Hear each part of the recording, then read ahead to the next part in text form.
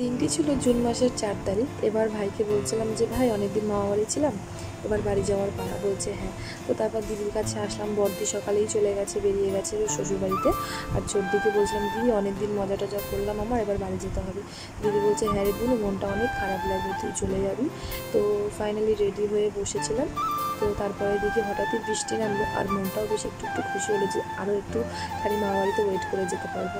তো তারপর দিদি বললো যে মাম্মামকে দিয়ে আমি রেডি করিয়ে দিই। তো তারপরে মাম্মামকে রেডি করিয়ে দিলাম। তারপরে এই দেখো আমার বড়ো মামি আমাকে জড়িয়ে ধরে বসে আছে। বলছে এই তো আসলে দুদিন আগে, এখনই চলে যাবে, খুব মনটা খারাপ লাগে, আমার ঘরটা না ফাঁকা ফাঁকা হয়ে যাবে। এই কদিন অনেক চেল্লামেল্লি হয়েছে। আমি মামিকে বললাম হ্যাঁ আমারও মনটা ভীষণ খারাপ লাগবে, কত বছর পর এসেছি, আজই চলে যেতে হবে। তো কিছু করার নেই, যাই হোক সব মন খারাপ রেখে মামা বাড়ি থেকে সব রওনা দিলাম বাড়ি যাওয়ার জন্য। তো কিছুক্ষণ আগে বৃষ্টি হয়েছে, তার জন্য রাস্তাঘাট পুরো কাদায় কাদা হয়ে আছে জল কাদাতে। তো তারপরে আমার দিদি আমার শাড়িটা একটু ঠিক করে দিচ্ছিলো।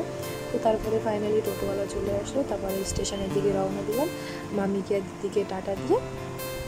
তারপরে আমার মামা বাড়ি হচ্ছে বেদবেরিয়া ঘোলা।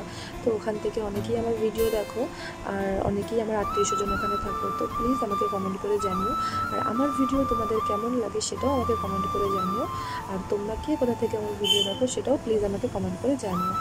আর তারপরে ট্রেনটা চলে আসলো, আমরা ট্রেনে উঠে পড়লাম। তো তারপরে একটু বাইরের দৃশ্যটা দেখছিলাম, ভাবছিলাম যে এই তো আসলাম এই রাস্তা দিয়ে, এখন এই রাস্তা দিয়ে ফিরে যেতে হবে। তো তারপরে ওখান থেকে মা ভাই দিদাকে বাই বাই বলে আমিও চলে আসলাম আমার গন্তব্যস্থলে। তো আমার ভিডিওটা কেমন লাগলো অবশ্যই লাইক কমেন্ট করে জানিও। আজকের মতন টাটা।